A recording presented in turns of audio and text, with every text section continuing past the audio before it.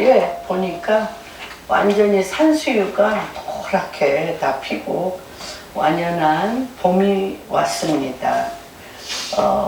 오늘은 열왕기상 2장 1절부터 12절 말씀을 통해서 우리가 이스라엘 격언 중에 이 말씀을 굉장히 많이 합니다.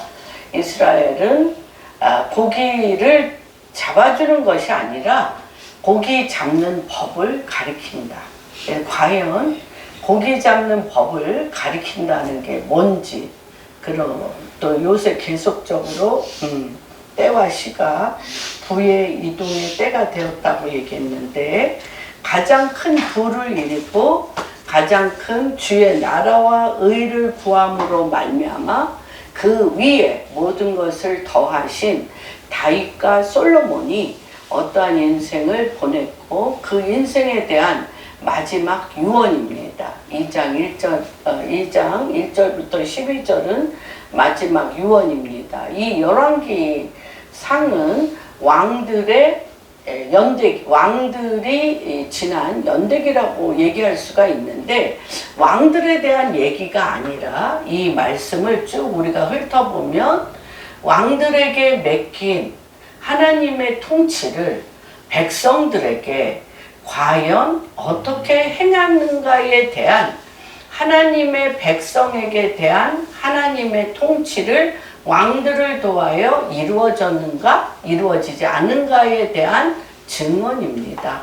그래서 이 왕들에 대해서 하나님이 기준을 삼으셨는데, 뭐라고 기준을 삼았냐면 어떤 우시야 왕은 내 종 다윗과 같지 않고, 히스기야 왕은 내 종 다윗과 같지 않고, 이렇게 모든 왕들에 대한 기본을 모델을 다윗으로 쳤습니다. 그리고 다윗이 이 마지막 유언을 하는데, 이 마지막 유언에 무엇 때문에 이렇게 다윗이 모든 왕들의 하나님의 통치를 내리는 그러한 기준이 되었는가를 오늘 이 말씀에 아주 잘 나타나 있는 것을 보게 됩니다. 열왕기상 2장 1절부터 12절 같이 읽어보겠습니다. 시작. 다윗이 죽는 날이 임박하매 그의 아들 솔로몬에게 명령하였는데, 내가 이제 세상 모든 사람이 가는 길로 가게 되었으니 너는 힘써 대장부가 되고 내 여호와의 지켜 그 길로 행하며 그 법률과 계명과 율례와 증거를 모세의 율법에 기록된 대로 지키라.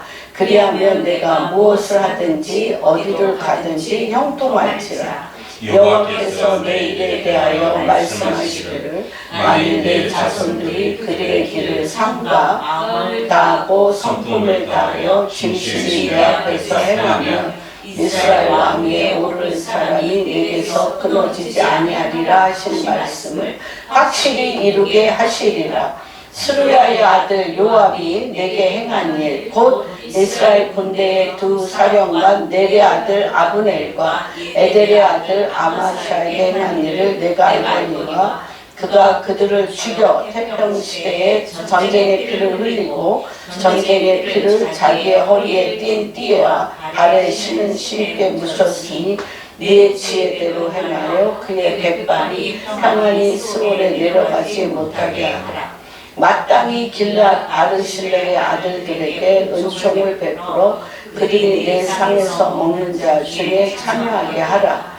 내가 내 형 압살롬의 낯을 피하여 도망할 때에 그들이 내게 나왔느니라. 바울인 베냐민 사람 게라의 아들 시므이가 너와 함께 있나니, 그는 내가 마하나임으로 갈 때에 악독한 말로 나를 저주하였느니라. 그러나 그가 요단에 내려와서 나를 영접함으로 내가 여호와를 두고 맹세하여 이르기를, 내가 결코 너를 죽이지 아니하리라.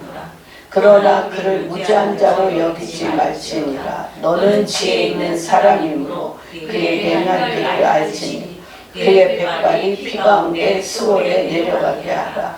다윗이 그의 조상들과 함께 누워 다윗성에 장사되니 다윗이 이스라엘 왕이 된 지 40년이라. 헤브론에서 7년 동안 다스렸고 예루살렘에서 33년 동안 다스렸다. 솔로몬이 그의 아버지 다윗의 왕위에 앉으니 그의 나라가 심히 견고하니라. 아멘.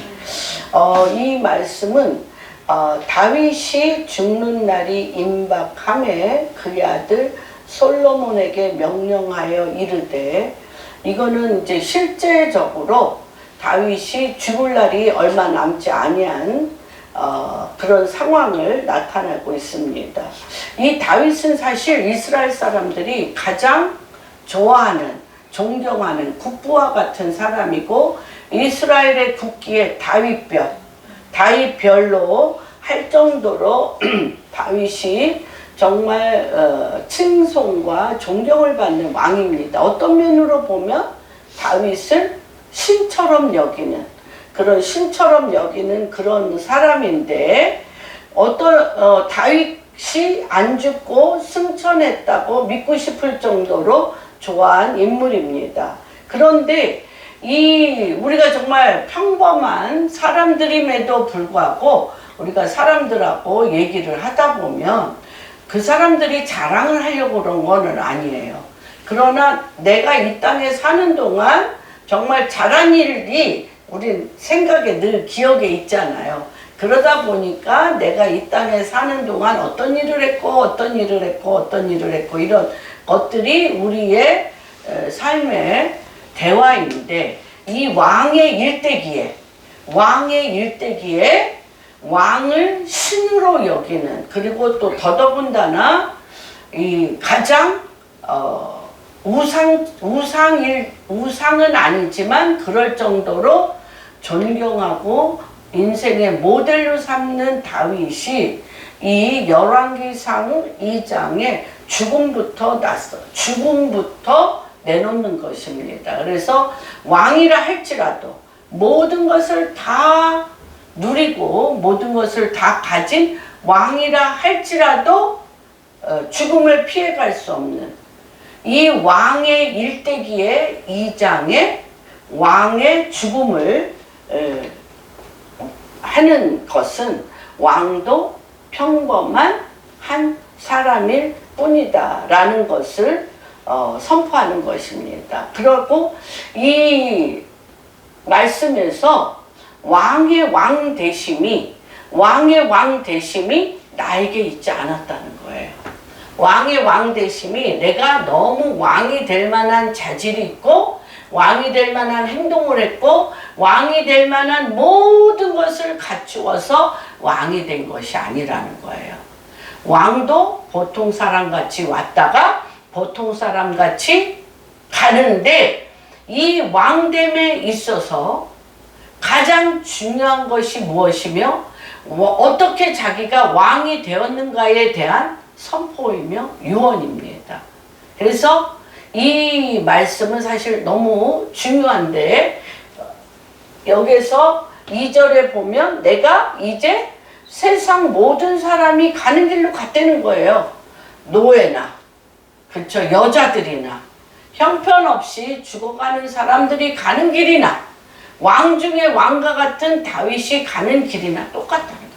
내가 보통 사람들이, 세상 모든 사람들이 가는 길로 가게 되었는데, 솔로몬에게 너는 이 내가 가는 길을 바라보며 너는 대장부가 되라.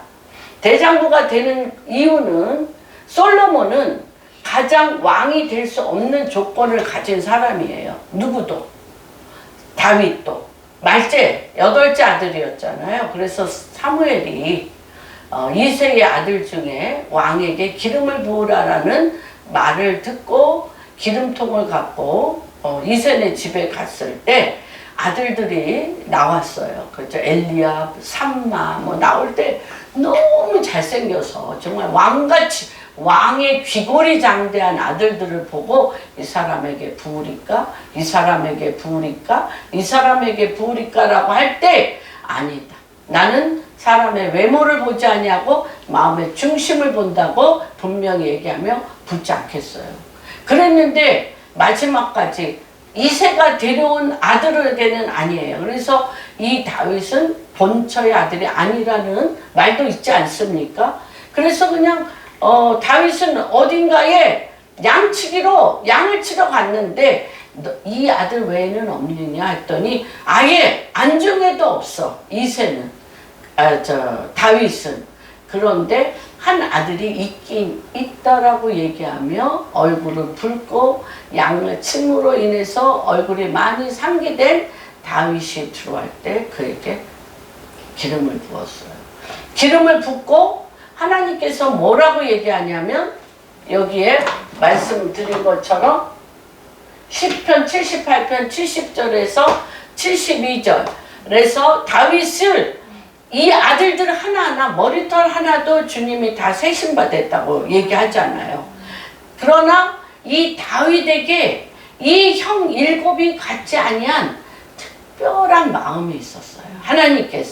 하나님께서 특별한 마음을 가진 그 마음을 하나님이 읽었어요. 그리고 그 일곱 아들들은 너무 잘나서 자기의 잘난 것을 늘 자랑하고 있었는데 다윗의 마음 안에는 이 양떼, 나에게 맡긴 이 양떼를 어떻게 내 생명과 같이 지킬까? 그것이 이 사람에게 있었어요. 봅시다. 70절 또 그의 종 다윗을 택하시되 양의 우리에서 취하시며 전양을 지키시는 중에서 그를 이끌어내사 그의 백성인 야곱 그의 소유인 이스라엘을 기르게 하셨더니 이에 그가 그들을 자기 마음의 완전함으로 기르고 그 손의 능숙함으로 그들을 지도하였도다. 요걸 보셨다는 거예요. 전양 지키는 거. 아니 많은 양 중에 일이나 곰이 와서 뜯어먹어도 할 수 없는 거죠. 죽는 것보다 낫잖아요. 그거는 그냥 양치기들에게는 늘 일상적으로 있는 일이고 그거에 대해서는 혼내킬 수가 없어요. 그런데도 불구하고 누가 시키지도 않는데 이 다윗은 돌팔매를 배우고 해서 누가 양을 입에 넣고 물고 가자마자 돌팔매 급소를 찔러 죽이고 그 입을 찢어 끄집어냈어요. 그거를 아무도 안 봐. 아무도 안 보고 아버지한테 칭찬받을 일도 아니야. 그리고 아무도 칭찬 안 해줘. 그런데 누가 보고 있어? 불꽃 같은 눈으로 하나님이 보고 있었다는 거예요. 그 하찮은 양도 마음의 공교함, 마음의 완전함이라고 그랬잖아요. 나에게 맡긴 생명에 대해서는 끝까지 지키겠다는 마음의 완전함을 누가 보고 있어요? 하나님이 보고 그것을 그냥 못 했잖아요. 손의 공교함. 이 돌팔매미질과 양을 지키는 데 있어서의 손의 공교함으로 익숙하게 양을 지키기에 익숙한 손놀림으로 이걸 함으로 그들을 지켜서 그거를 보고 그 백성인 야곱 하나님의 소유인 누구를 이스라엘을 기르게 하기로 약속했는데 일곱 아들은 내가 너무 잘나서 누구가 같이 사울과 같이 이스라엘 백성 중에 머리 하나가 더 있었어요. 얼마나 잘생기고 준수했고 얼마나 겸손한지 사울을 왕으로 한다고 그러니까 말구 위에 숨어서 나는 그럴 자가 아닙니다. 안 나왔던 사울인데 왕이 되니까 이 왕의 자리가 너무 좁아요. 백성도 내 거, 동식물도 내 거, 다 내 거. 내 말 한마디면 다 잘 들어. 그러니까 이 자리를 뺏길까 봐. 하나님을 두려워하는 게 아니라 백성을 두려워해서 백성의 눈치를 보며 하나님의 말씀을 어겼어요. 그렇죠? 그런데 누구는 언제부터 훈련이 됐어요? 하찮은 양. 하찮은 양을 마음을 그걸 무슨 마음이라고 그래 주님이? 마음이 완전하고 그거를 끄집어내는데 부족함이 없도록 손이 공교하게 그거를 끄집어낼 때 하나님 마음에 합한 자다. 하나님 마음에 합하여서 그에게 내 전력 이스라엘을 주기로 결정하셨는데 이새가 다윗은 안 데리고 와. 여기도 지금 압살롬, 다윗의 아들의 압살롬은 너무나 준수하고 아름다워서 아도니아는 너무 행동이 반듯해서 누구에게? 다윗에게 꾸지람 한 번을 안 당했다는 거예요. 그런데 이 밧세바 사건으로 말미암아 다윗이 얼마나 어려움을 겪었고 어려움을 겪기에 합당하잖아요. 최고의 충신 우레아를 죽였잖아. 우레아를 죽이고 간음에서 빼앗아 왔잖아요. 그런데 그의 아들 솔로몬? 아니죠. 전혀 아니에요. 그러니까 누가 됐을 때도, 다윗이 됐을 때도 전쟁, 끊임없는 전쟁을 통하여서 내 전량 이스라엘을 지켜냈어요. 하물며 가장 가늠한 여인 밧세바의 첫째 아들은 죽었지만 둘째 아들 솔로몬이 왕이 되면 아도니아가 가만히 있겠어요? 압살롬이 가만히 있겠어요? 그러니까 많은 장군들이 압살롬에게 붙었다가 아도니아에게, 왜냐하면 솔로몬에게 붙을 거, 솔로몬이 왕이 될 거란 생각을 안 했어요. 그렇기 때문에 그건 누가 왕이 되게 하라고 그랬어요? 하나님이 내 다음의 왕은 솔로몬이라. 그것도 잊어버렸어. 너무너무 늙고 몸이 쇠하여서 잊어버렸어요. 그리고 그냥 맨날 골골하게 누워있는데 나단이 누구한테? 밧세바에게 빨리 다윗을 깨워 이러하게 말씀을 하십시오라고 해서 정신이 번쩍 난 거예요. 그때 벌써 어떻게 했어요? 아도니아가 왕 하려고, 그렇죠? 압살롬도 민맞추면서 했지만 그 다음에 아도니아도 또 그랬어요. 그랬는데 다윗은 이 왕권이 사람의 순서를 따라, 사람의 뜻을 따라, 사람의 마음에 맞는 왕이 되지 않기 때문에 끊임없는 전쟁이 일어날 걸 알아요. 그래서 어떻게 얘기를 하냐? 너는 대장부처럼 서라고 얘기를 하는 것입니다. 여기에서 2절에 보면 너는 힘써 대장부가 되라. 그런데 대장부가 되는 길에 대해서 다시 얘기하면 어떤 말씀을 해줍니까? 고기를 이 엄청난 나라의 부와 귀와 백성과 권력을 주는 게 아니고 고기 잡는 어부가 되기 위한 대장부가 되려면 어떻게 해야 되냐? 3절 같이 읽겠습니다.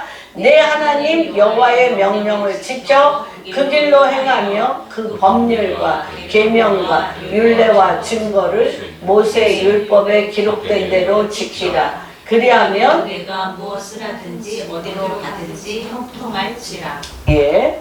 그래서 너 또한 전쟁과 죽음을 맞서게 될 때 후회 없는 삶을 살아라. 한 번 죽는 것은 히브리서에 보면 정한 이치나 믿음으로 이 죽음을, 그것도 평범한 사람도 사실 놓고 갈 것도 없는 사람도 죽는 게 다 무섭고, 그런데 이 나라, 이 백성, 이 부하기를 놓고 가는 왕들이야 얼마나 대단합니다. 그러나 왕에게도 평범한 범부와 같이 죽음에 대한 인식이 있으면 겸손해질 수가 있습니다. 그런 것은 이 죽음을 사도 바울도 내가 날마다 죽노라고 얘기한 것처럼 죽음을 생각하면 그쵸, 천년만년 살 것 같이 교만하지 않고 겸손하게 살 수 있습니다. 그런데 이때 다윗이 이런 상황에서 죽음을 맞이하고 있는데 이때 마지막 유언으로 얘기하는 것이 나의 왕권은 내가 아니고 나는 다만 주님의 종이며 나는 하나님이 왕으로 세우신 어린 목동에 불과하다라는 고백이 있습니다. 그래서 다윗은 죽음을 받아들이는데 자유로워서 너무 일개 목동이었는데 하나님께서 나에게 왕권을 주셔서 하나님이 이끌고 가셨지. 그러니까 솔로몬 너도 곧 이런 죽을 날이 온다는 걸 알고 이런 날이 올 때 받아들일 수 있도록 매 순간순간 대장부로 살아라고 얘기를 하는 것입니다. 그런데 이게 얼마나 엄청나냐면 다윗도 정말 어미도 없고 우리 시편 51편에 보면 어미도 나를 버렸고 난 아비도 없는 그런 자라고 이 시편 51편에 하나님이 밧세바를 범한 거에 대해서 무섭게 내 집안에 칼이 떨어지지 아니하리라 하면서 나단 선지자를 통하여 이렇게 경고를 하고 심판을 하니까 용서해 주십시오 주님. 나는 고아처럼 아무것도 없이 자랐으니 나를 용서해 달라고 다윗이 시편 51편에 고백하는 것들을 보게 됩니다. 그러나 이러한 일들이 다윗에게 어떤 것이 되냐면 정말 자기가 왕의 서열에서 물러난 무명의 자격 없는 사람임에도 불구하고 무엇받았기 때문에 하나님의 은혜, 오직 하나님의 은혜를 받아서 날마다 주님의 은혜가 나를 새롭게 했다는 거예요. 그래서 무자격자인 나 다윗이 무자격자인 사울이 바울이 되고 다윗이 솔로몬을 왕이 되게 합니다. 뭐 때문에? 하나님의 선택하심으로. 이건 찾지 않겠어요? 이 말씀을 하나님이 증명하셨죠. 요한복음 1장 찾진 않겠습니다. 12절 너희가 입으로 시인하여 마음으로 믿어 예수 그리스도 하나님을 믿으면 이는 혈통으로나 육적으로나 사람의 뜻이 아니에요. 혈통도 아니야. 그렇죠? 육종도 아니야. 사람의 뜻도 아니야.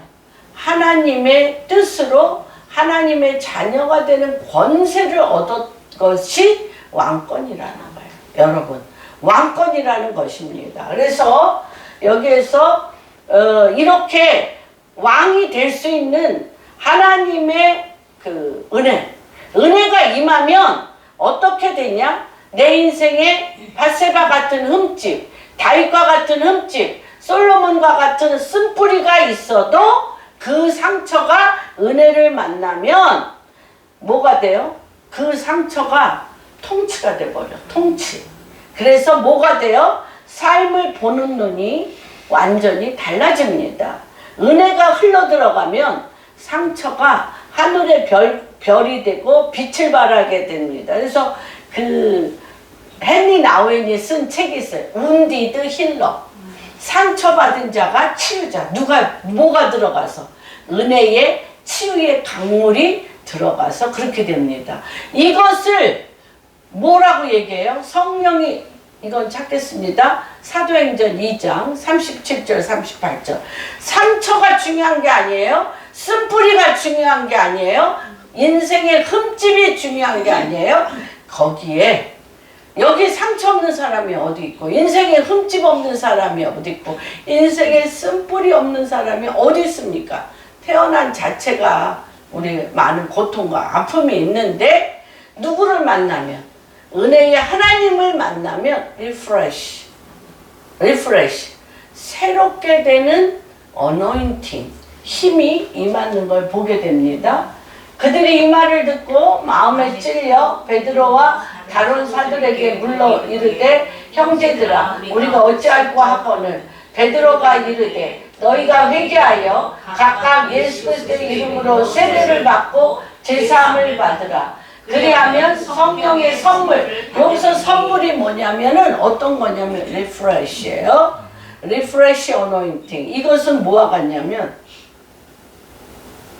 창세기 2장 7절 성령이 어디에? 그 사람을 흙으로 지으시고 그 코에 성령을 부으신, 생기를 부으시니 living soul, 살아있는 생혼, 혼이 되었다 그랬어요.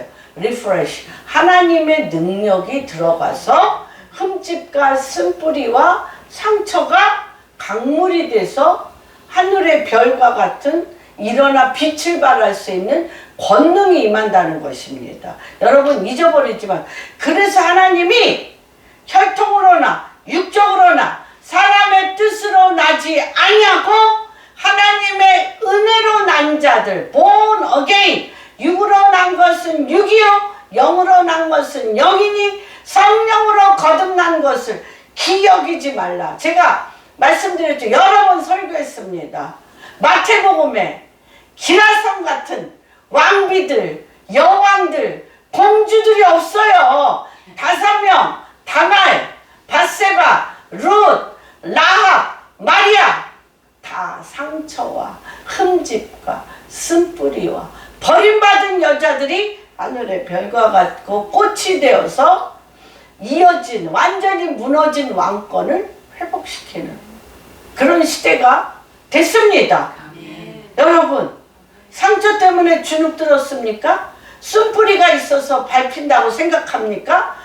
흠집이 없다고 생각하는 사람이 제일 불행한 사람이에요. 어떻게 흠집이 없어? 다 있어요. 다만 은혜와 만나야 되는 것입니다. 그런데 은혜를 만나서 권능이 되려면 평생의 습관이 돼야 돼요.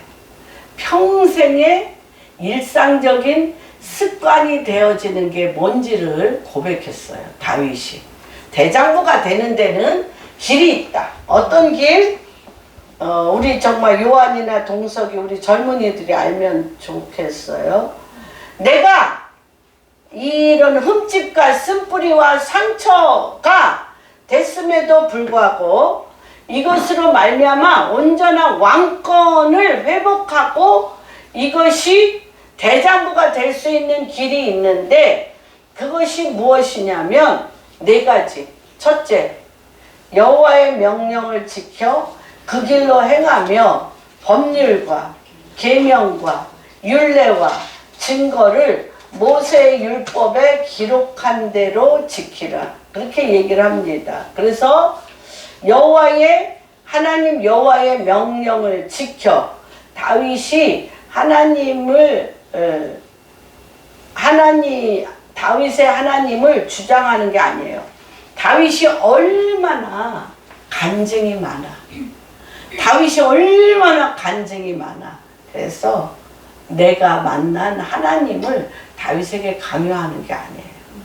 뭐라고 했냐면, 내가 만난 하나님이 나의 쓴뿌리, 나의 흠집, 나의 상처, 나의 족보도 없고 아무것도 없는 나를 그분의 은총으로 왕이 되게 했으니 너도 너희 하나님을 만나야 돼. 솔로몬, 너도 너희 하나님을 만나야 돼. 너의 하나님을 만나는 게 왕권이야. 너의 하나님을 만나는 게 통치야. 너의 하나님을 만나는 게 이 땅의 영향력이야 라고 말씀해 주는데, 내가 하나님을 만날 수 있었던 거는 뭐냐면 하나님의 말씀을 어떻게 지켰대요? 기록된 대로 지켰다는 거예요. 기록된 대로 지켰는데, 그러면 내가 형통하리라. 그런데 이 모세오경과 이 하나님 말씀을 쪼갰어요. 다윗은 쪼갰어요. 어떻게 쪼갰어요? 반드시 지켜야 되니까 이것을 두리뭉실하게 읽지 않았어요. 깨닫지도 못하고 생각도 안 나게 문자적으로 두두두두 읽고 내 삶에 전혀 적용이 안 되죠. 그래서 여기서 법률이라는 것은 뭐냐면, 솔로몬의 하나님의 명령을 지켜 그대로 행해야 되는데, 뭐라고 얘기를 하냐면 개인적인 실존적인 믿음의 신앙을 물려줘요. 재산이나 명예가 아니라 내가 물려줄 것은 너의 하나님을 붙잡고 살지 않으면 너도 죽어. 비명 횡사할 거야. 다윗도, 누구도, 솔로몬도. 적이 너무 많아서. 그렇죠? 근데 네가 유일하게 살 수 있는 길은 하나님의 말씀을 기록된 대로 지켜 너의 하나님을 만나야 돼. 그러려면 네 가지로 쪼갰어요. 어떻게 쪼갰나 봅시다. 법률은요, 명문화된 문장으로서 하나님이 주신 율법이 어떻게 말씀하시는가를 전체적인 명문화된 문장을 지키려고 했고요. 계명은 무엇이냐면 무엇을 하라, 하지 마라. 하라는 긍정과 하지 말라는 부정으로 말씀하신 모든 것을 지키려고 했어요. 그리고 그거에 대해서 읽지는 않겠지만 한번 보기는 하겠습니다. 신명기 28장 1절. 하라는 것은 하려고 노력하고 하지 말라는 것은 안 하려고 노력했어요. 다 못 지키고 범죄했을지라도 그 모든 근본이 계명의 말씀에 있다는 것을 치열하게 익숙하게 자기 삶 안에 익숙하게 습관이 되려고 노력했습니다. 봅시다. 1절.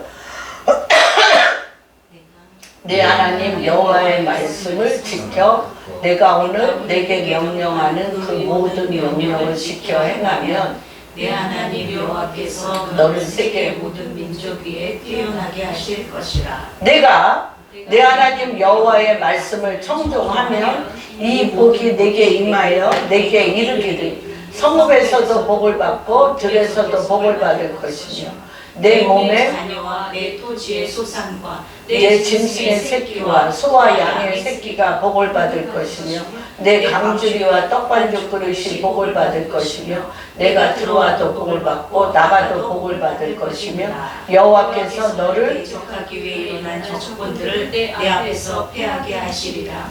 그들이 한 길로 너를 치러 들어왔으나 내 앞에서 7길로 도망하리라. 여호와께서 명령하사 내 창고와 내 손으로 하는 모든 일에 복을 내리시고 내 하나님 여호와께서 내게 주시는 땅에서 내게 복을 주실 것이며 여호와께서 내게 명령하신 대로 너를 세워 자기 성민이 되게 하시리니 이는 내가 내 하나님 여호와의 명령을 지켜 그 길로 행할 것이니라. 땅이 모든 백성이 여호와의 이름이 너를 위하여 불리는 것을 보고 너를 두려워하리라.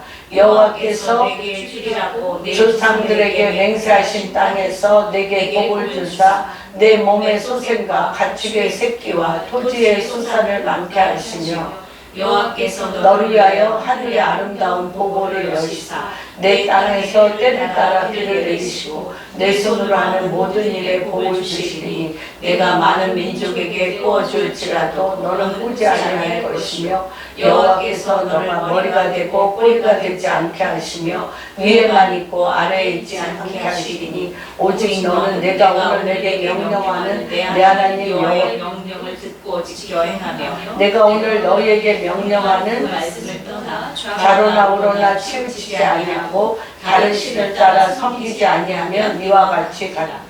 내가 만일 내 하나님 여호와의 말씀을 순종하지 아니하여 내가 오늘 내게 명령하는 그의 모든 명령과 규례를 지켜 행하지 아니하면 이 모든 저주가 내게 임하며 내게 이를 것이다. 거기까지. 예, 그래서 분명히 하나님께서 하나님 말씀에 순종하면 어떻게 될 거? 하나님 말씀을 거역하면 저주가 임하는데 뭐 이 저주 임하는 거는 몇 절까지 있는 줄 아세요? 있진 않지만 68절. 68절까지. 자, 그래서 이것이 다윗은 본인이 밧세바의 아내를 범하기는 했지만 이거에 대해서 뼛속 깊이 이것이 박히도록 그의 율례, 법령을 전체적으로 육신이 되도록 하였고요. 이 율례는 어떤 것이냐면, 계명은 어떤 것이냐면 하면 어떻게 되고 안 하면 어떻게 되는가가 이 분별, 영분별.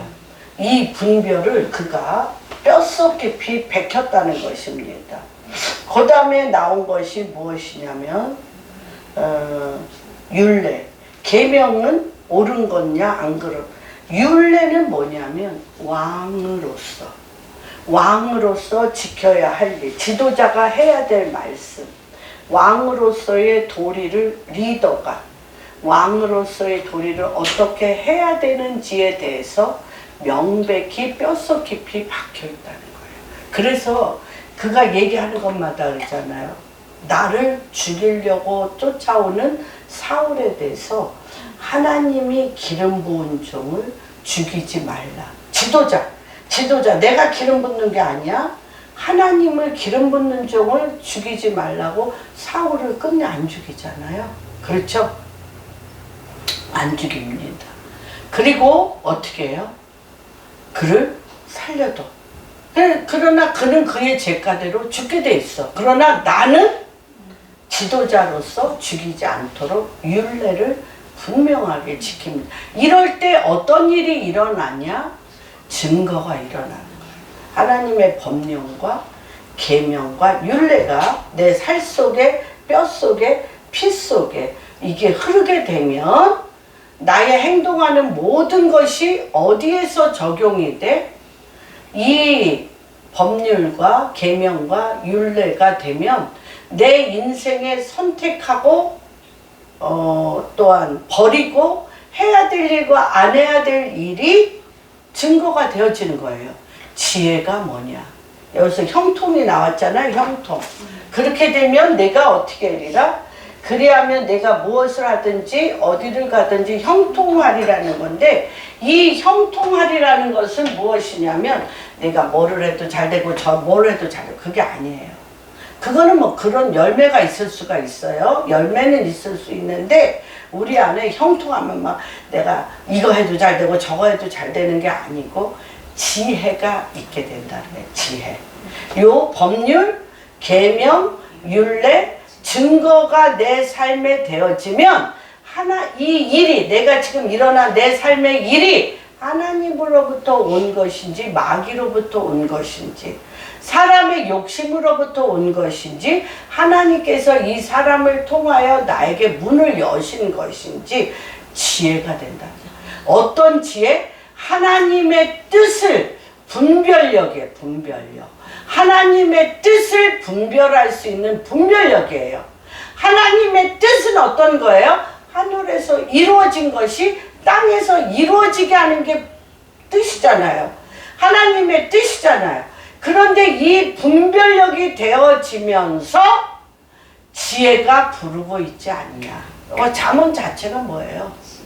내 아들아, 지혜가 길거리에서 부르고 있지 않냐? 사람의 입을 통해서 부르고 있지 않냐? 그렇기 때문에 이것을 솔로몬이 아버지를 통해서 봤어요. 쭉 봤기 때문에 내가 너에게 100일 기도를 한 후에 내가 너에게 무엇을 주랴 라고 하나님이 나타나서 할 때 나는 연소하오니 불을 주십시오, 귀를 주십시오, 돈을 주십시오, 권력을 주십시오, 백성을 주십시오, 어디 가나 이기게 해주십시오. 안 했어요. 뭐 했어요?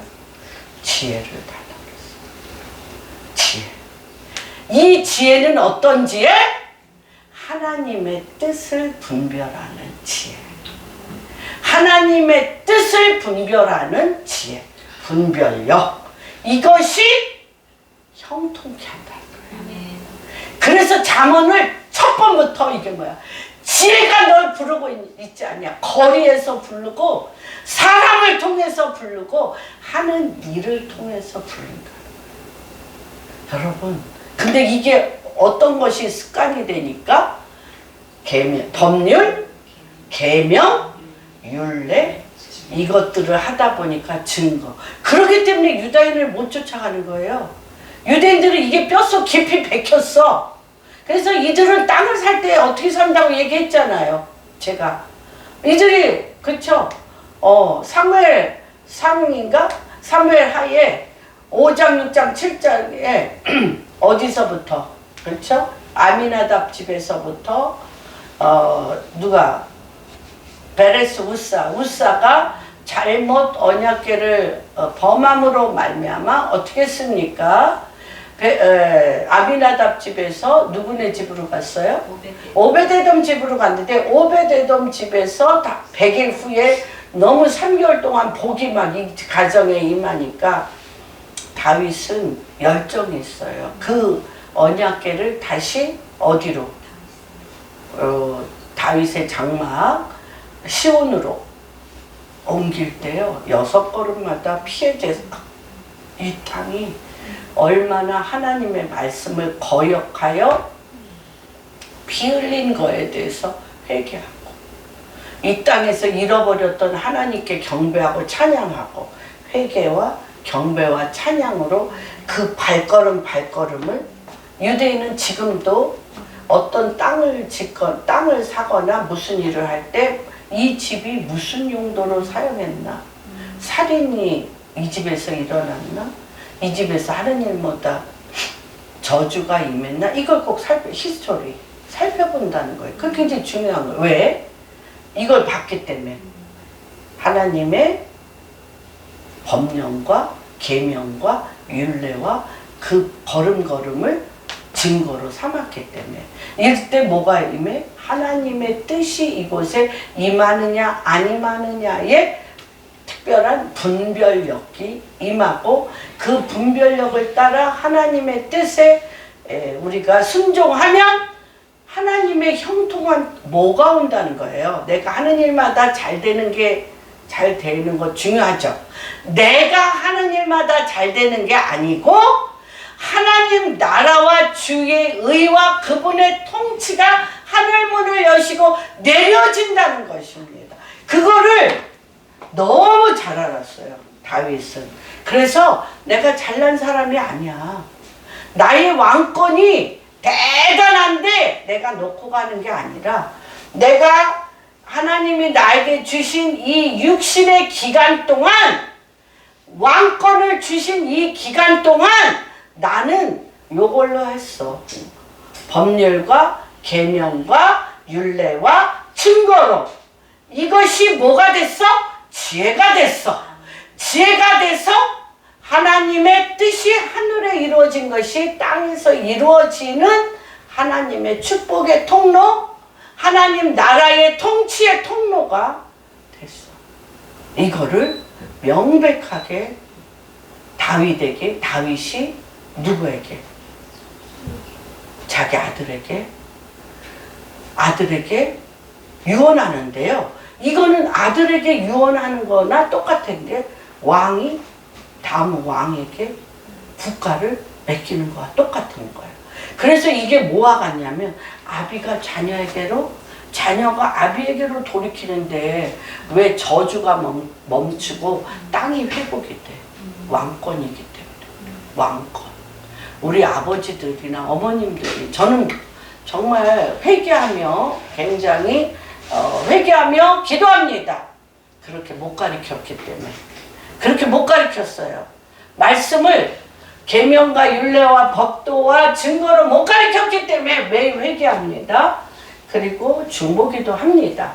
여러분, 이게 아비가 자녀에게로 한 것이 왕이 왕에게 한 것과 똑같다는 거예요. 그런데 이것에 대하여 단 하나 가르치고자 원했던 게 뭐냐면 마음을 다하고 뜻을 다하는 걸 가르치는 거예요. 마음을 다하고 뜻을 다하는 거. 마음도 없고 뜻도 없고 욕망과 탐욕만 있어 저주를 불러일으키는 거죠. 그래서 여기서 그 다음 기절이 뭐가 있습니까?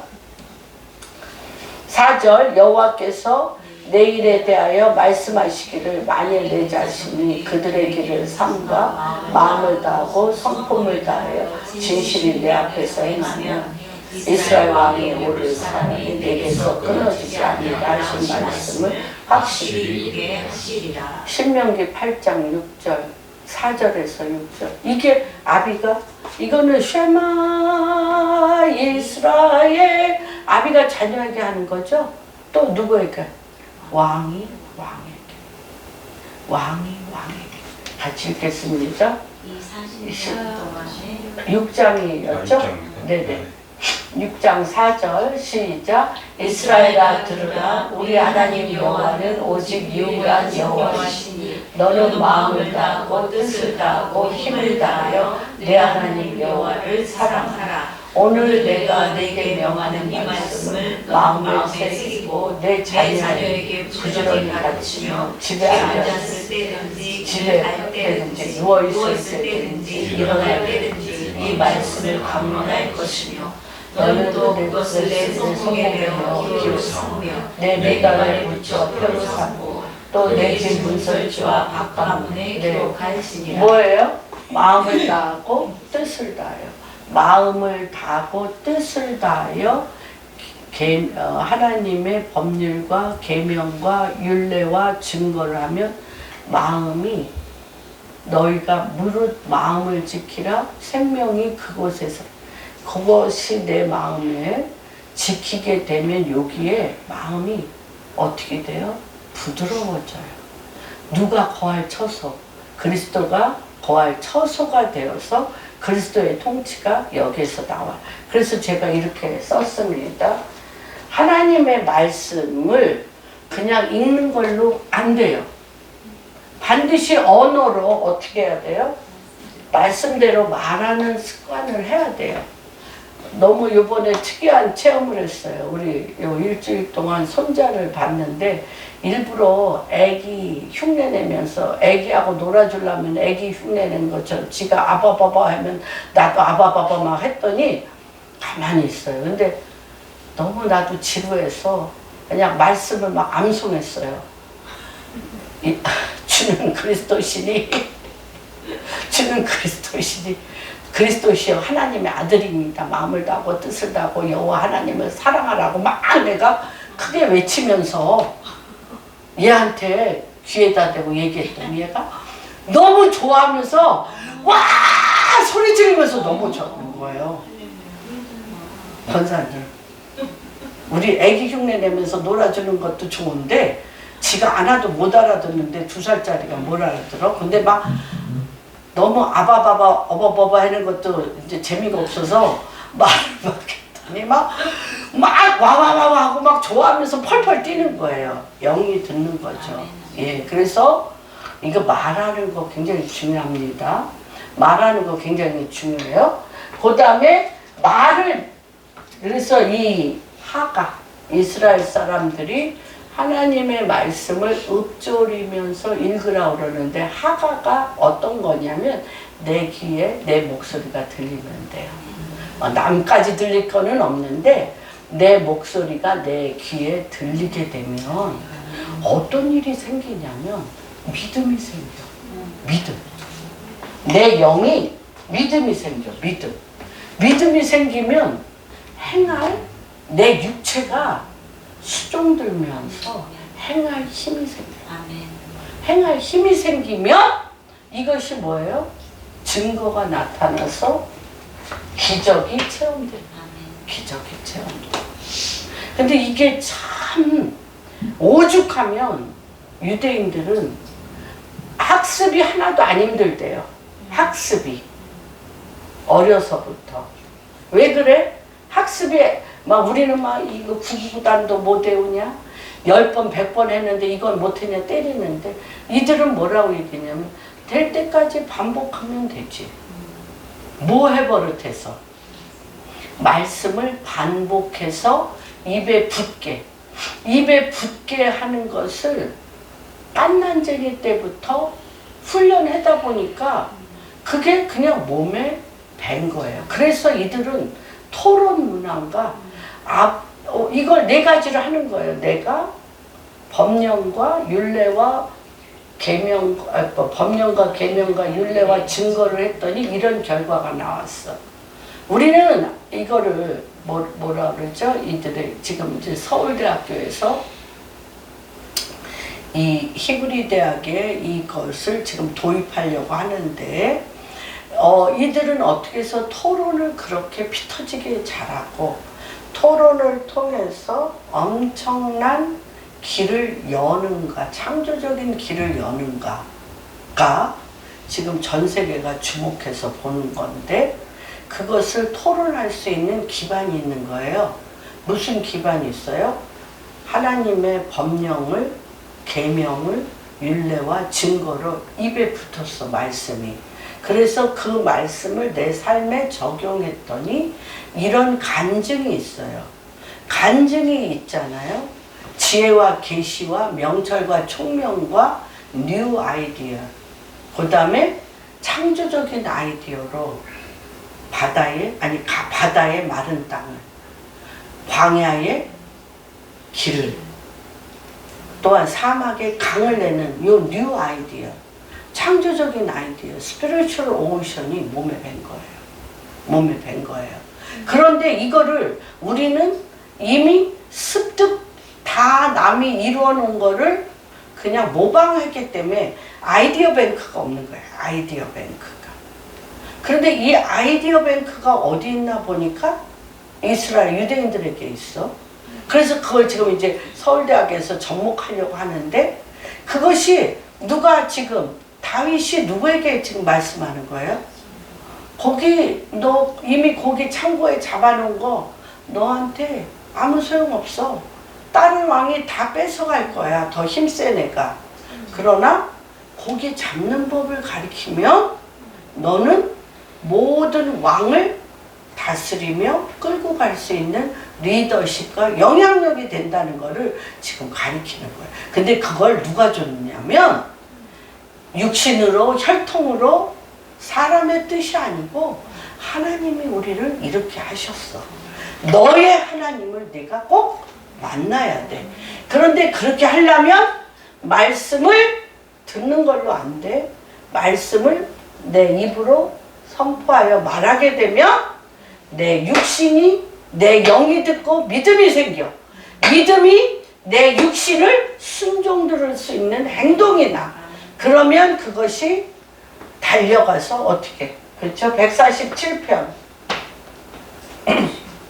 147편 15편에서 사실 우리는 두 가지밖에 할 수밖에 없어요. 인간이.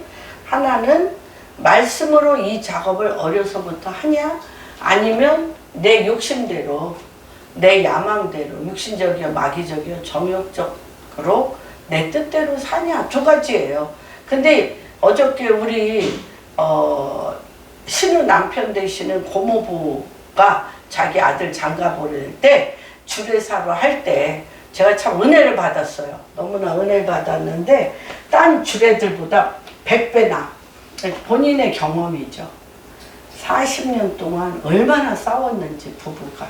네.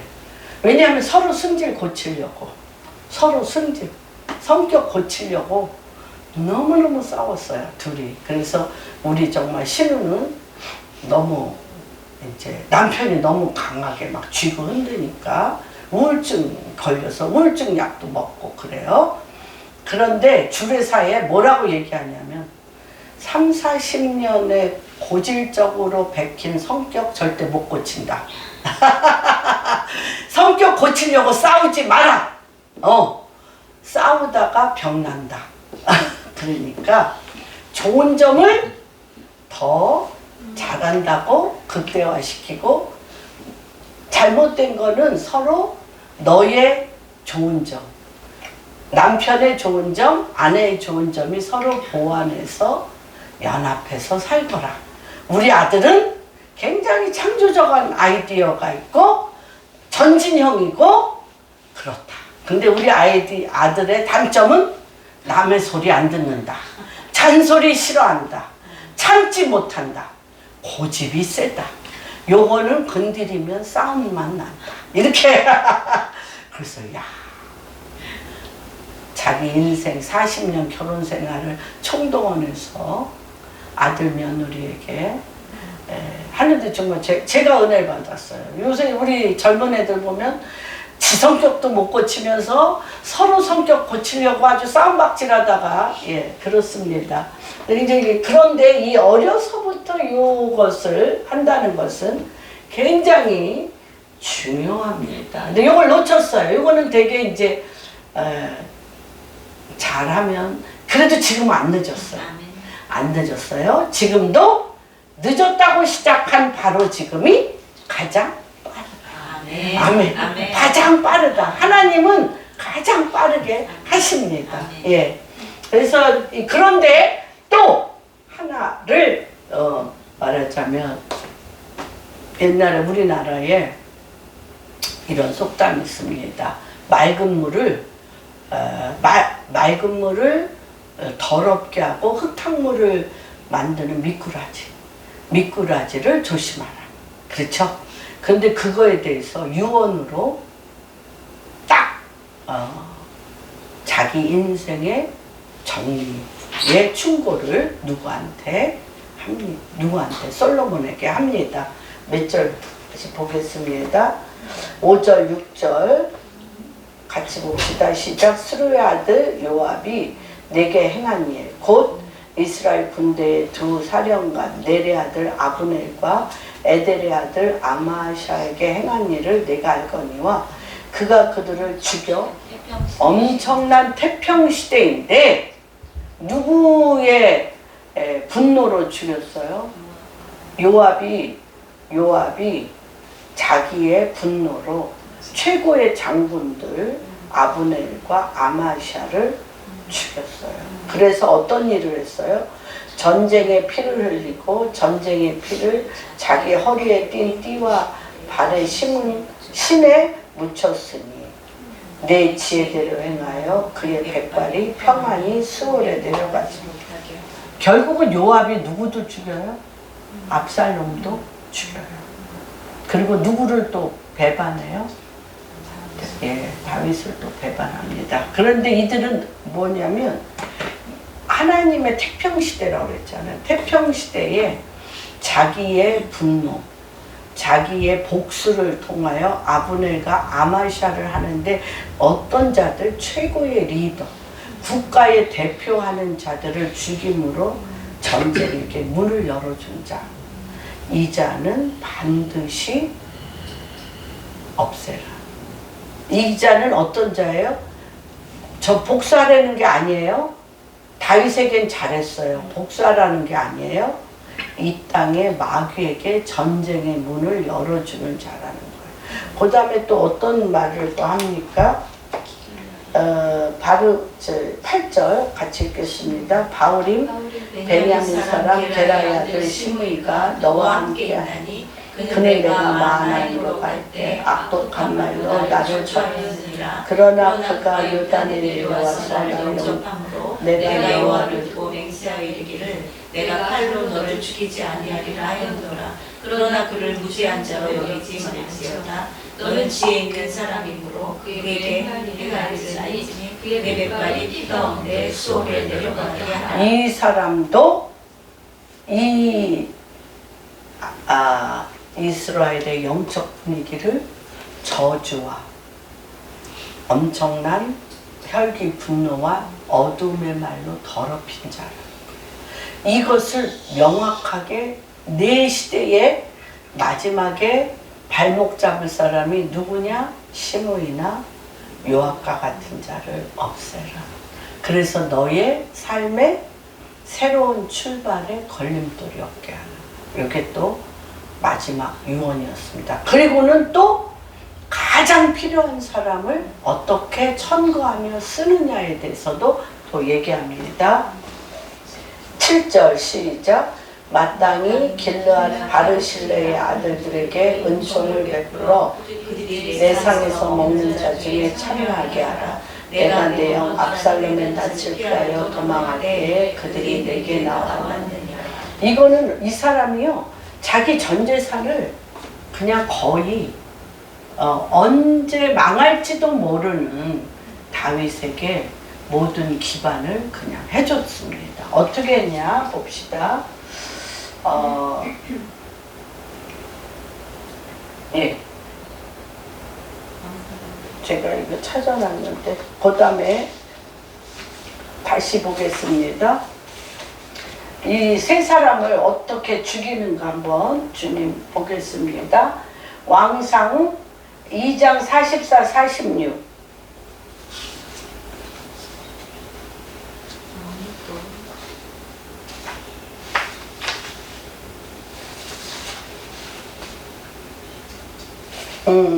아까 예. 왕상 예 봅시다. 시작. 왕이 또 시부에게 이르되 내가 내 마음을 아는 모두나 곧 내 아버지의 행한 바를 내가 스스로 아나니 여호와께서 내 악을 내 머리로 돌려보내시리라. 그러나 솔로몬 왕은 복을 받고 다윗의 왕위는 영원히 여호와께서 선포하시리라 하고 여호야다의 아들 나에게 명령하되 그가 와서 그가 죽은지라. 이에 뭐라 그래요? 하나님께서 이에 솔로몬의 손에 견고하여지니라. 솔로몬의 막힌담이 없이 만들었다는 것입니다. 그 다음에 2장 15절에서 15절 24절 보겠습니다. 시작. 아도니아가 말도 안 되는 소리를 하는 거죠. 자기가 왕이 될 사람이라고. 당신도 아시는 바로 이 왕위를 내 것이었고 온 이스라엘 다 얼굴을 내게로 향하여 왕으로 삼게하였는데 그 왕권이 돌아가 내 아우의 것이 되었음은 여호와께로 말미암아. 그러고요. 이 아도니아가 왕이 될 사람이 기껏 원한 게 뭐겠어요? 너무 웃기죠. 다윗이 몸이 차서 몸을 따뜻하게 할 여종 아비삭 너무나 빼어나게 이쁘다고 그랬어요. 아버지의 몸을 따뜻하게 하기 위한 몸종 아비삭을 나에게 주어 아내로 삼게 하라. 이게 아도니아의 그게 왕이 될 사람이 할 소원이에요. 그런데 밧세바는 들어주라고 아들한테 얘기해. 24절 보니까 이제 나를 세워 내 아버지 다윗의 왕위에 오르게 하시고 허락한 말씀대로 나를 위하여 집을 세우신 여호와께서 살아계심을 두고 맹세하노니 아도니아는 오늘 죽임을 당하고 여호야의 아들 아버지의 몸종을 어떻게 아내로 다니. 그래서 아도니아를 쳐서 죽입니다. 그 다음에 또 누구? 요한 31절 조금만 더 올라갑니다. 시작. 왕이 이르되 그의 말과 같이 하여 그를 죽여보더라. 요한이 까닭없이 흘린 피를 나와 내 아버지 집에서 내가 제하리라. 여호와께서 요한의 피를 그의 머리로 돌리실 것은 그가 자기보다 의롭고 선한 사람을 터치니 곧 이스라엘 군사령관 내 아들 아벨과 유다 군사령관 에델의 아들 아마사를 칼로 죽였습니다. 이 일을 내 아버지 다윗이 알지 못하셨다니 그의 피는 영영이 모압의 머리와 그의 자손의 머리로 돌아갈지라. 다윗과 그의 자손과 그의 왕에는 여호와께로 말미암은 평강이 있으리라. 아멘. 이렇게 하나님께서 그 마지막 유언에 마귀에게 틈을 열어주는 것을 다 없앱니다. 아까 찾다 안 찾았던 무엇이냐면, 그렇죠? 아까 제가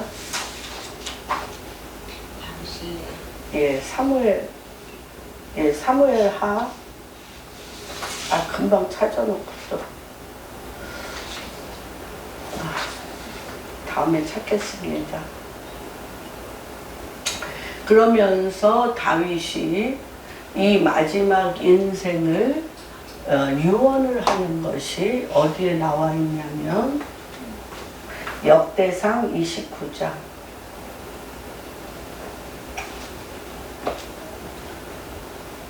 우리도 다 이렇게 유언하고 갈 수 있기를 다윗의 유언이 우리의 유언이 되도록 주님의 이름으로 축복합니다. 29장 20절 22절 다 같이 시작. 다윗이 온 회중에게 이르되 너희는 너희 하나님 여호와를 송축하라 하매 회중이 그의 조상들의 하나님 여호와를 송축하고 머리를 숙여 여호와 왕에게 절하고 이튿날 여호와께 제사를 드리고 또 여호와께 번제를 드리니 수송아지가 1000마리요 수양이 1000마리요 어린 양이 1000마리요 또 그 전제라 온 이스라엘을 위하여 풍성한 제물을 드리고 이날에 우리가 크게 기뻐하며 여호와 앞에서 먹으며 마셨더라. 우리가 다윗의 아들 솔로몬을 다시 왕으로 삼아 기름을 부어 여호와께 돌려 주권자가 되게 하고 사독에게도 기름을 부어 제사장이 되었다가 여호와께서 주신 왕이 앉아 아버지 다윗을 이어 왕이 되어 형통하니 온 이스라엘이 그의 명령에 아멘. 순종하니. 예, 그래서 우리는 오늘 이 다윗의 마지막 유언과 다시 얘기하면 통치의 주권이 뭔지를 오늘 말씀을 통해서 우리가 선포하고 이것이 그대로 다윗과 솔로몬과 어제나 오늘이나 영원토록 동일하신 하나님이 우리에게도 동일하게 이러한 축복과 형통함이 임했음을 선포합니다.